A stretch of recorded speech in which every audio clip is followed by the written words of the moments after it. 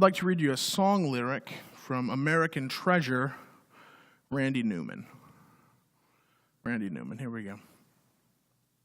Short people got no reason. Short people got no reason. Short people got no reason to live. They got little hands and little eyes, and they walk around telling great big lies. They got little noses and tiny little teeth. They wear platform shoes on their nasty little feet. Well, I don't want no short people. Don't want no short people. Don't want no short people around here. Short people are just the same as you and I, a fool such as I. All men are brothers until the day they die. It's a wonderful world. Short people got nobody. Short people got nobody. Short people got nobody to love. They got little baby legs and they stand so low, you got to pick them up just to say hello. They got little cars that go beep, beep, beep. They got little voices going peep, peep, peep. They got grubby little fingers and dirty little minds. They're going to get you every time. Well, I don't want no short people. Don't want no short people. Don't want no short people around here. I think it's safe to say that Randy Newman was joking. When I read this, I'm joking. I don't feel that way at all. I want short people around here. I want tall people. I want kids. I want little people like Sheila here. Okay? When I realized that I was going to open service today by reading this song lyric, I began to think about, what am I doing? What would I like to do? I would love to read the lyrics to Fat Bottom Girls by Queen. I just got to figure out an excuse or a reason to justify it. So let's see if I can start by justifying reading short people. I want to look today in Luke chapter 19, the first 10 verses. If you turn to Luke 19, I'll read them for you. Then Jesus entered and passed through Jericho. Now behold, there was a man named Zacchaeus who was a chief tax collector, and he was rich. And he sought to see who Jesus was, but could not because of the crowd, for he was of short stature. So he ran ahead and climbed into a sycamore tree to see him, for he was going to pass that way.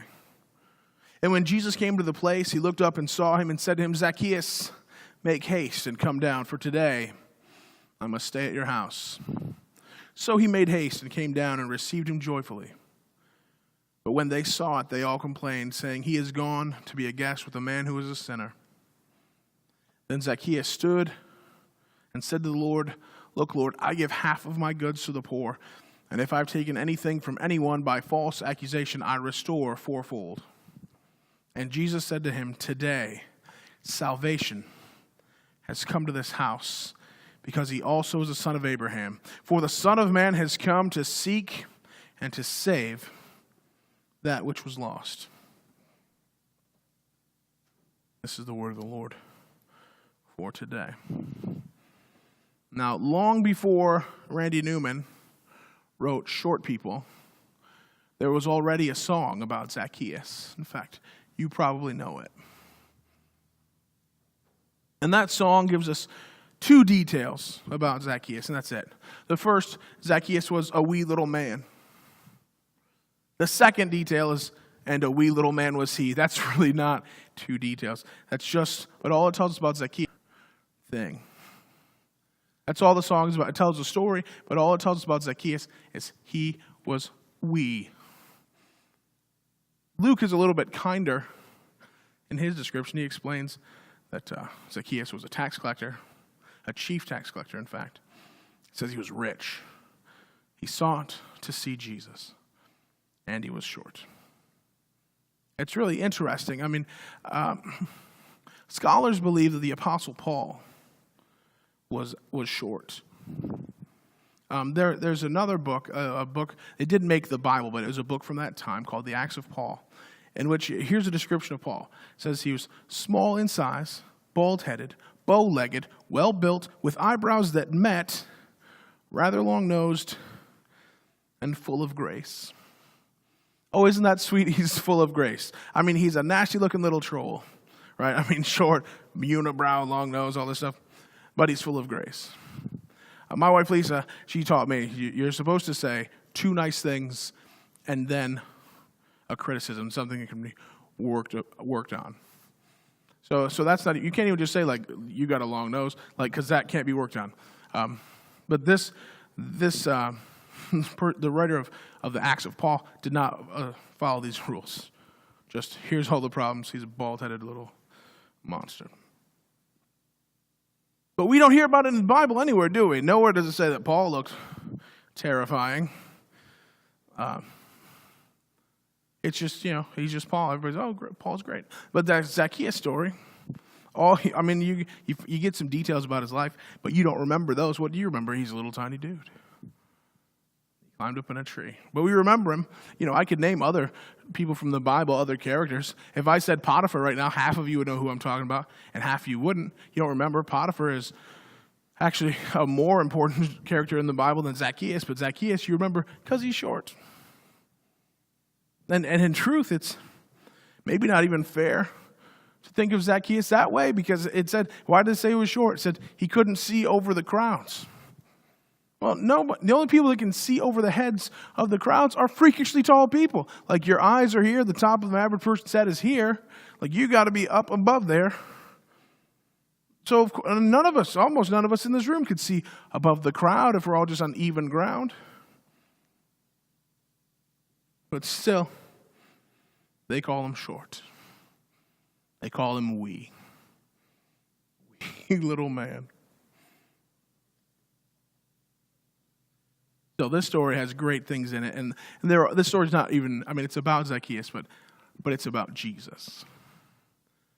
And there are great things in the story that I want to share this morning. But there are things about Jesus more than Zacchaeus. The first thing that I think is really interesting is Jesus, he comes along and he says to Zacchaeus, I must go to your house. Now the song gets it wrong. The song says, and Jesus said, you come down, for I'm going to your house today. But no, that's not what Luke says. Luke says, he told him, I must go to your house. I have to go to your house. So the question, is Jesus being forced to, he has to, it's required of him that he goes to his house? Well, of course not. Jesus is the Son of God. He is God, the Creator. He is all-powerful. He's not being forced to do anything. And so when he says, I must, it means that there is something he is compelled somehow.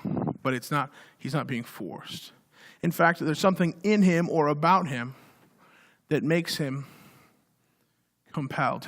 Have you heard, you probably have heard like a hero, an everyday hero being interviewed on the TV, say they saved, orphans from a flaming bus or something. And the hero says, I saw the bus on fire and I heard the kids screaming and I had to do something. They were compelled. No one forced them to do it. In fact, there were other people looking and they didn't do anything, right? But they're videoing it with their phones.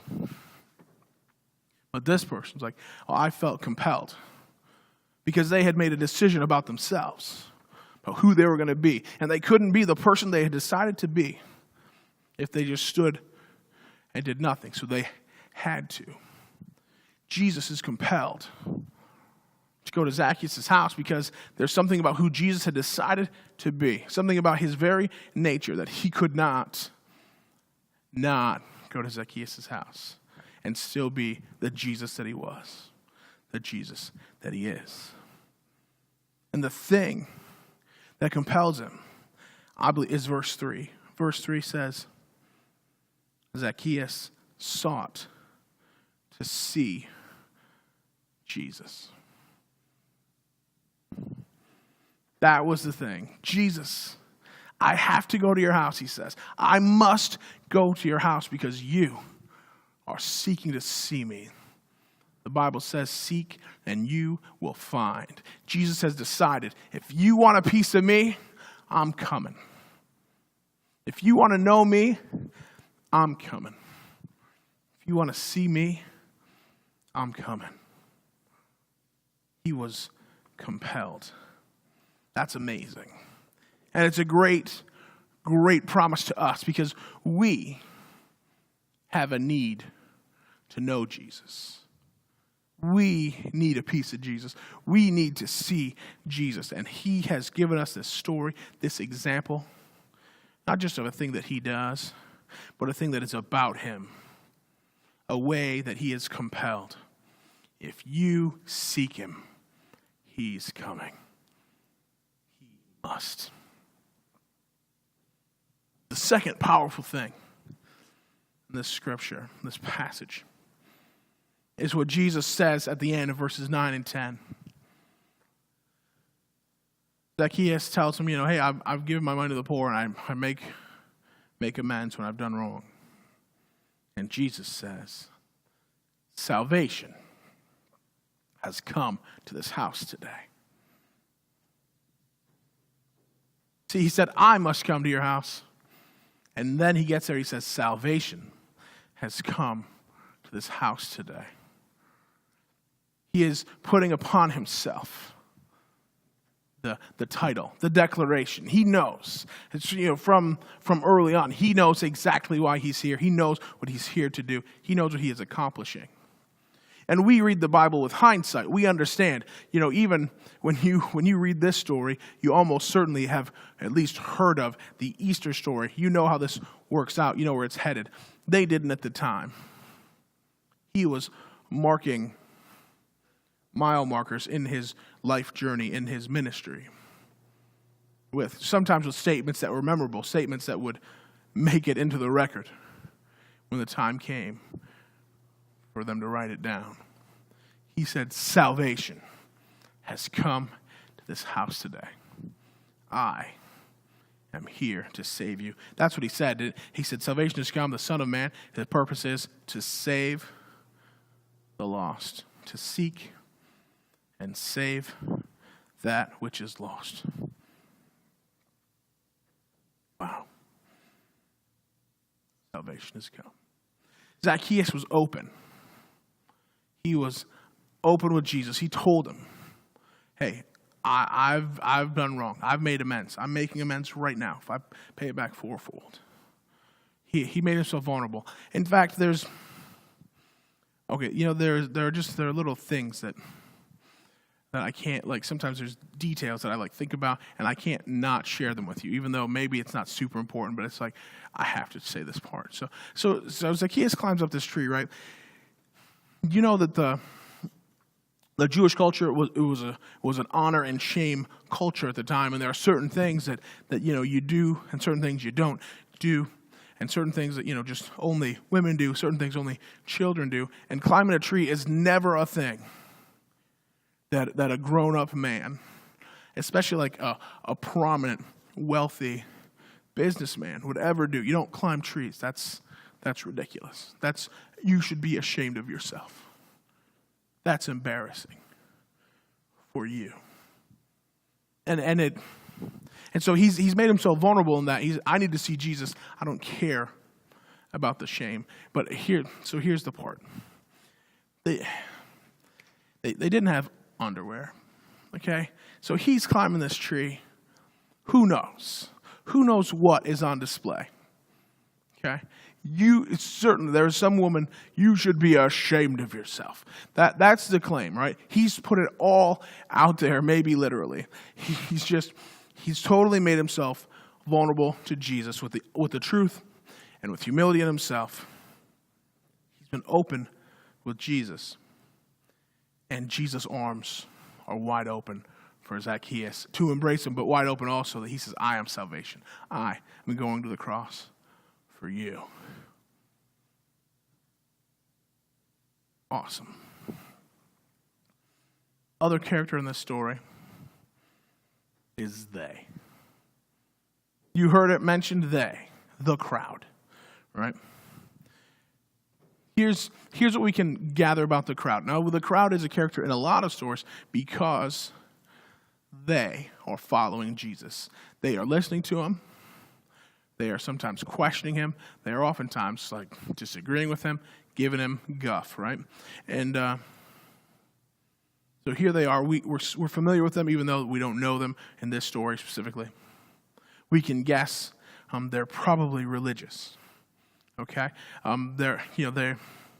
That's who's interested. This Jesus is saying things that are different from what I'm used to, different from what I want to be hearing. I'm going to listen and I'm going to disagree. But also you can tell from what they said about, look, he's going to be with a sinner. Well, obviously people that are not religious don't care about who's a sinner and who's not. But the way they said it has got a self-righteous, holier-than-thou thing that really religious people are the best at. And so these religious folks, and what's interesting, besides their bad attitude, they are the reason that Zacchaeus had to climb a tree. You get that? He couldn't see over them. They were in the way. He was seeking after Jesus. And they, the crowd, the religious, they were in the way. So he had to humiliate himself by their standards in order to accomplish what he recognized was more important, to see Jesus. Then, of course, when he does meet Jesus, their response was anger, right? It says they were angry because Jesus went to be with a sinner. We've talked before about this job of his, the tax collector. Even today, no one likes the tax man. Why would you, right? But back then, it was worse.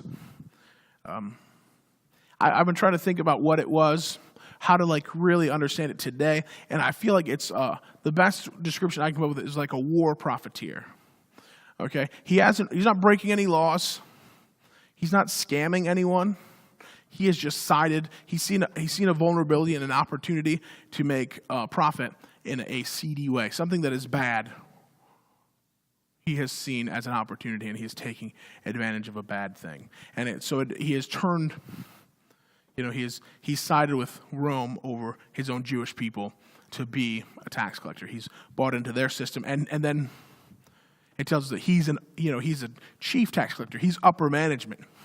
So not only has he done this thing, but he's good at it. He's a big deal. Okay? So they don't like him. And then he's upper management, so you don't like upper management because they're the man. And then also, Luke really brings it on thick and tells us real clear, he was rich. It's the worst thing. But we treat it like it is the worst thing. Nobody likes to even admit that they're rich. Rich people won't say, I'm rich. Rarely do they say that. We think of other people, they're rich. They're not regular. They're not like us. We'd always brush them aside. Sometimes we dislike them automatically. Well, how did he get rich? He didn't deserve it, or he did something terrible. These are the reasons that people get rich according to the people that are not rich. And so he was not who they were looking for.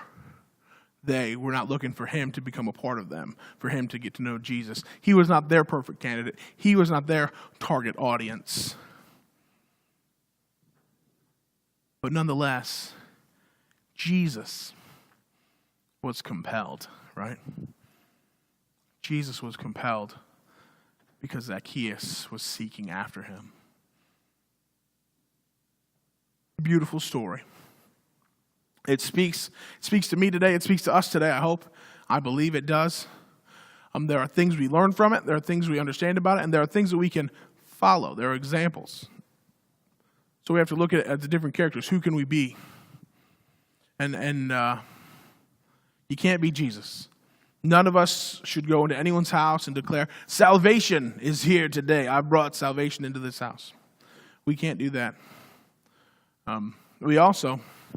We can't invite ourselves to their house. I've tried. I've called, hey, it's Pastor Jeremy. I'd like to come over. We're busy. No speak of English. I know it's your voice. No speak of English. Anyway. We can't be Jesus. Now, we can be Zacchaeus. In fact, I hope that we all are Zacchaeus because he seeks the Lord and he finds him. He is received favorably. And so most likely, most of us here at church, we have been Zacchaeus in the past. We've played that role. We have sought after Jesus. And we have found him to be welcoming and loving, we found him to be salvation. But if you haven't played the role of Zacchaeus, then Matt, today is the perfect day to climb a tree and take a look at who the Lord is and who he wants to be for you. Take a look, seek after him, because he will be compelled. If you seek him in prayer, if you seek him in his word, if you seek him here in this church, he will be compelled. He will come to you. He will bring salvation to you because he has decided that's what he does. And many of us can testify that is exactly who he is and exactly what he does. Now, the easiest character for us to be in this story, the one that comes naturally, the one that costs the least, in fact, it's the most low risk of all the characters. We can be the crowd. We can be they. But I think it's pretty obvious. It's not who Jesus wants us to be. Do you hear that? I mean, clearly. In fact, oftentimes, Jesus gets in disagreements. I don't want to say arguments. He has, war of words, which he is always victorious with the crowd different times. In this instance, he ignores them completely. He doesn't say anything to them. He doesn't respond to them. He doesn't care because he has his sights on something else. He is compelled. His priority is Zacchaeus. The crowd, let's do it the way we always have. Let's go with the flow. Let's be us. Completely disinterested to Jesus, completely unimportant, completely ignorable. So what's left? I say, let me be a tree. Let us be trees. The crowd is always going to be there because it's always easy to be. The crowd will always be there, and as long as there are people seeking after Jesus like Zacchaeus was, then Jesus will always be compelled to be there. But the truth is, the crowd is always going to be in the way. And so, let me be a tree. Let me be the thing that seeker is able to climb up on, to gain a vantage point, so they can see Jesus and get to know him. Now here's the problem with being a tree. It's not fun. It's not fun. Now we know the tree, it gets a little bit of recognition because, at least they told us it was a sycamore tree. I'm honestly not sure why they did. They could have just said tree and we'd be like, yeah, tree. But the truth is, in the story, the tree has no lines. The tree is not celebrated at the end. A tree, it's not a high fanfare, not a high recognition role. Man, when you're a tree, you get climbed on. You get stepped on. That's not fun. In fact, there sometimes we've all seen, like nice trees in maybe like somebody's backyard or their front yard, like they've got this special tree. And then there's a kid that wants to climb that tree, and they're like, "Don't climb my tree. Those branches, you're going to break those branches. I don't want those broken. You're going to rip up the bark. Don't do that." Yeah, when trees get climbed, they get damaged. So you're going to get no fanfare. You're going to get no respect, and then you might get roughed up, and it's hard work. And at some point, we're going to get passed by. That's it. If you're a tree, the crowd's just going to walk on by. Sometimes that's good, sometimes it's bad. But we can't go with the flow. Not if you're a tree. And tomorrow, none of us get to be a tree tomorrow. None of us. If you're not a tree today, you can't be a tree tomorrow. Best you can do tomorrow is be a seed or a sapling. See, a tree doesn't happen overnight. You have to invest time and strength, resources, water and sunlight or whatever else, however that metaphor works. But it takes time to become a tree. Not good. It's not fun. But in this story, That's exactly what Zacchaeus needed. Now, I'm not going to say that if there hadn't been a sycamore tree there, Jesus wouldn't have found Zacchaeus. I don't believe that's true. Jesus was going to find him. But I will tell you this, if there hadn't been a sycamore tree there, Zacchaeus would have kept running looking for something. He would have kept running rather than finding. He was looking for a way. He didn't know that Jesus was looking for him.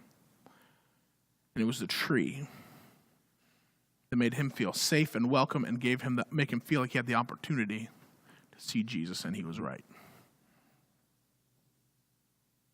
So Jesus didn't need there to be a tree, but Zacchaeus needed there to be a tree. And today, in our community, perhaps in our church, there are people that need to see over the crowd in order to find Jesus. In fact, we've been very intentional about what's coming up. There are people coming right this way looking for Jesus. And if they find a tree welcoming them, helping them, assisting them, lifting them, supporting them, they might really take refuge. And they might find the perfect opportunity to seek Jesus and find that Jesus is compelled. He comes. He says, I must go to your house. He says, salvation has come this day. But they won't be able to find him without some help. Let's be trees.